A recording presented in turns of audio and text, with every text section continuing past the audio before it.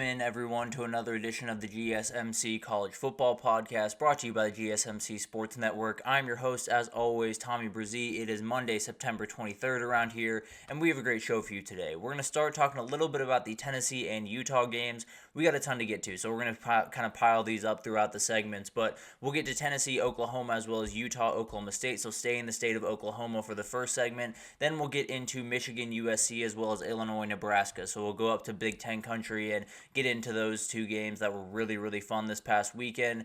Then we'll get into a little bit of an upset alert. There were a number of upsets and very, very close upsets in this weekend that I want to get to. Before we get to the top 25 teams, just round up how the rest of them did this past weekend, and then we got a whip around. There are a ton of games that we have to get to, and we'll likely continue into tomorrow, but a ton to get to. Really, really fun show for you all. But before we jump in, I do want to remind you all, we get tons of questions and comments throughout the show, and the best way for you all to get your question on the screen, we can have a fun back and forth here, is to use that super thanks feature at the bottom of the chat on the Sports Network channel. Just click that little $sign, add any question, comment you'd like, and it'll pop up on the screen, and we can have a fun back and forth here. Definitely something I'd like you guys to utilize throughout the season, just to make this a little bit more interactive. I want this, guys, to be as much your show as it is mine, so definitely want you guys to utilize that. Also, you can use the gsmcpodcast.net page if that works a little bit easier for you, but sometimes that super chat is very, very easy. But let's go ahead and jump into this, because there were a ton of big-time games this past weekend, but we'll start in the state of Oklahoma and knock out these two first, and we'll start with that Tennessee game over in Norman, because this one was interesting. There were a number of different things that happened in this game that did not go the way that I thought it would, but Tennessee does get a 10-point win, 25-15, and Tennessee's defense is the real deal. That's the biggest takeaway I have from this. They were all over the place. That O-line is a big-time problem for Oklahoma, and as well as that quarterback, which we will talk about here in a second, but that Tennessee defense was relentless. They were absolutely incredible, and as we all know, that was the one real thing that was standing in the way of Tennessee 2 years ago from making a real run. Now it's very much handled, and they look just incredible on that side of the ball. OU does have a quarterback controversy to figure out, and frankly, I don't know if it's too much of a controversy. I think Michael Hawkins Jr. has to be your guy going forward, just from the standpoint of he's a more dynamic runner. He's the one that can kind of disguise that O-line troubles more than Jackson Arnold, so I think you got to go forward with him. I don't necessarily think it makes your offense all that more dangerous, but at the very least covers up for that O-line that is a little bit of a nightmare right about now. And then you got Tennessee. I think Tennessee kind of took their foot off the gas late in this game. I think they knew what they had. They knew their defense was playing incredibly well, and they decided, let's run the ball. We also were out 2 tackles, which will definitely be something to watch down the road for them. But overall, it was one of those things where it felt like Tennessee kind of had this one in hand and sat on the ball just a little bit. Not necessarily because of a ton of incredible reasons overall. I think the biggest one was the OU defense was playing really well, and they had a couple of injuries that they didn't want to tempt fate, but overall, there was no real worry. Tennessee's defense was playing so well, they were doing so much on the defensive side of the ball that the offense didn't really have to stretch themselves. They made a couple of big plays, but other than that, they did exactly what they wanted to do on that day on the defensive side of the ball, and that was plenty for sure. But let's get into how Tennessee was able to get this one done. And it was the defense. It was absolutely incredible what they were able to do on that defensive front. In particular, they just pushed around OU's offensive line for the entire night. Had 34 carries for 36 yards for Oklahoma, 2 forced fumbles, 1 interception for Tennessee. Just remarkable stuff from this defense. They were all over the place. Also got a safety. So they did plenty of stuff on this day. No doubt about that. They were really incredible. And one of the big-time reasons that Tennessee is a team that's not only dangerous in the short term or on the offensive side of the ball, they're dangerous in terms of the national title because of how well they play on defense.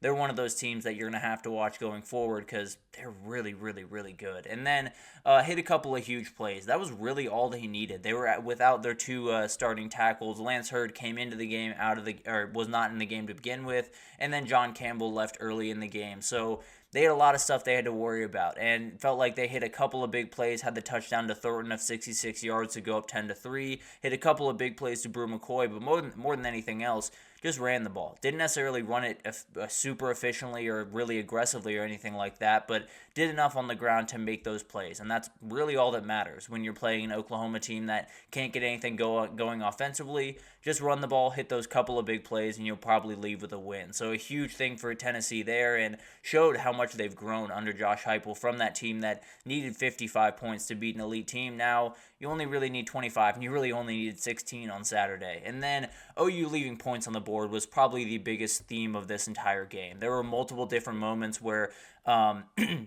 Tennessee gave the ball away. OU would give it right back, literally on the very first play. Tennessee had 10 points off 3 turnovers from OU. OU, on the other hand, had 0 from 2 turnovers from Tennessee, and there were only 2 plays. They gave it right back to Tennessee and allowed them to get back on offense.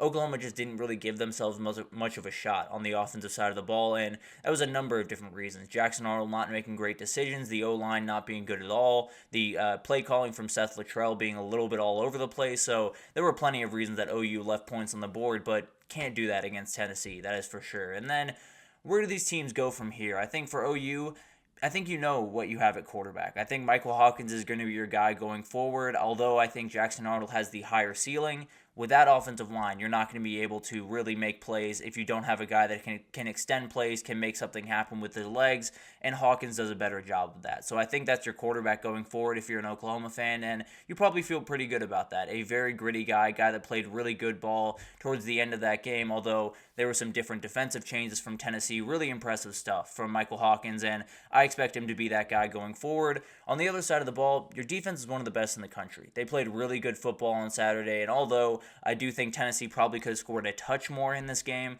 I do think Oklahoma posed a lot of trouble, and I think they're one of those teams they're going to give you a shot. They're going to give that offense a shot pretty much every single game of the year.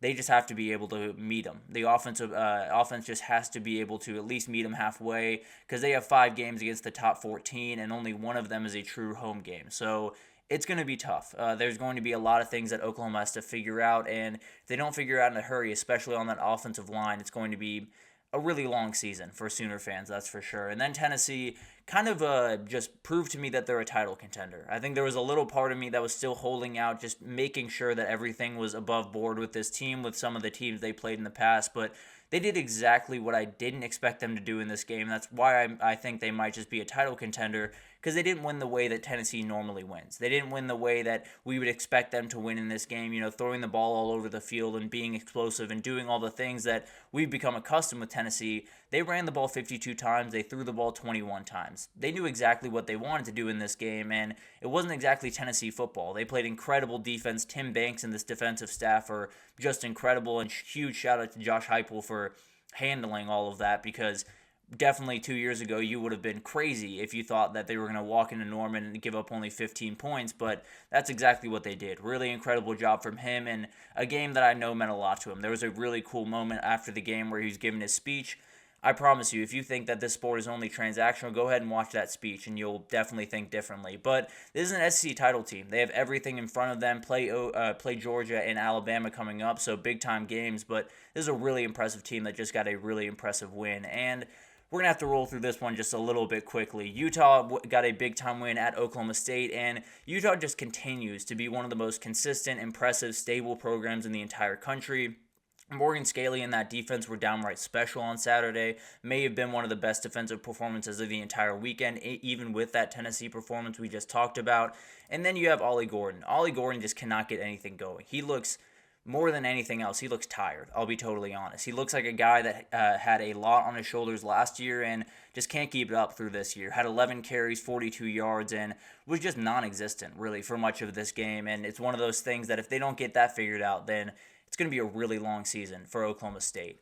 And then huge shout out to Isaac Wilson. It was a far from perfect game for this kid, but he made just enough plays. Hit a huge pass to Brant Kuthi, had 2 interceptions in this game, and was still able to bounce back. Did a number of really good things that I think made a lot of Utah fans excited for the future. Obviously, quite a ways to go for the kid, but did a really, really incredible job just handling all of the craziness around this game, and especially the atmosphere that he was playing in front of. And then how did Utah win this one? Physical advantage was the biggest one that I saw, because when we were talking about Utah kind of going over to the from the Pac-12 to the Big 12, the big question I had was, can they impose their will the same way they did in the Pac-12? Because that was what they did in the Pac-12. They just absolutely battered teams and ended up coming out on the right side of things.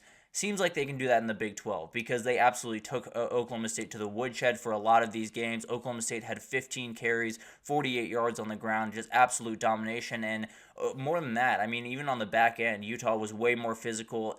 Pretty much every single position on the field, Utah was more physical than Oklahoma State in this game. And then you forced Allen Bowman to beat you. Everyone knows that once you get into conference play, there's going to be some things that you're just going to want to do against this Oklahoma State team. The biggest one is just force that quarterback to beat you. I think Allen Bowman has taken some steps forward. If he doesn't have that offense or that running game and offensive line in front of him, it's not going to be a great season. He went 16 for 33, 206 yards, 2 touchdowns, 2 picks, got benched in the third, and then came back in the fourth. It was a very, very gross game from Allen Bowman, and I think it's one of those things that every single Big 12 team just saw the approach. Stop Ollie Gordon, make them throw the ball, and then take advantage of your opportunities. And then finally, Utah was able to run the ball to victory. This is something that they did incredibly well in the Pac-12, and were able to do it in the first game in the Big 12. 25 carries, 182 yards from Micah Bernard, might have been the most impressive player on the field this Saturday, and then found themselves up 22-3, and then just held the line. Oklahoma State did have 2 scoring possessions of 58 and 69 yards to finish it, but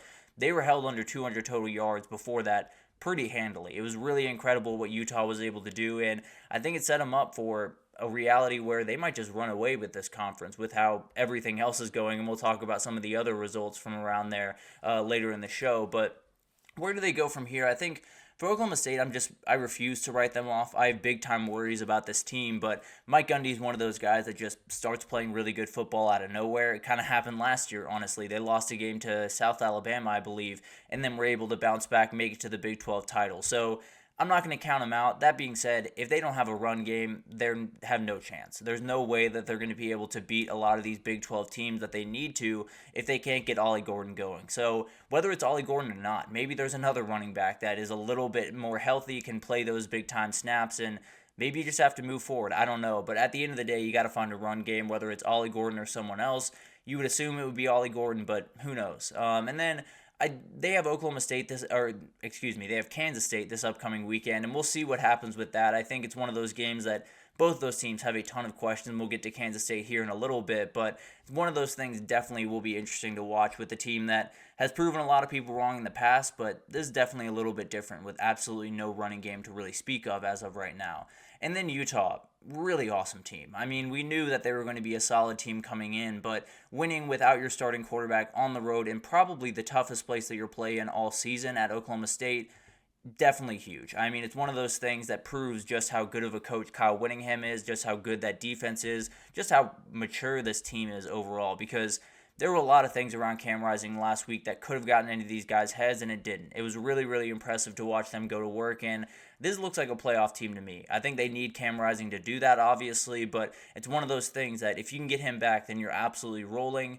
There's still some questions about how early you get him back, at least from my opinion. I think there's a lot of stuff that happened last week that probably wasn't exactly how it was going down behind the scenes. I think he probably wasn't playing for a while, and I'll just leave that at that. We'll see what happens this upcoming week, and hopefully he does come back because this team definitely needs him if they're going to be really successful this upcoming season. But 2 really fun games in Oklahoma this past weekend. I think Utah got a huge win that probably set them up really, really well for a Big 12 title, and then Tennessee got a huge win, still plenty in front of them. Still got to play Alabama, still got to play UGA, and if they can get one of those wins, then they are very much in the conversation for the SEC title, and then obviously the playoff, and even if they lose both of them, they're very much in the conversation for the playoff. So a huge win for Tennessee, one of those that you might just look back on and say, that's what got them into the playoff. But massive for both those teams. Definitely sets them up really well for the rest of the season. But let's take our first break here. And when we come back, we're going to get into the Big Ten teams. We'll get into Michigan just gutting out a win over USC. And then Illinois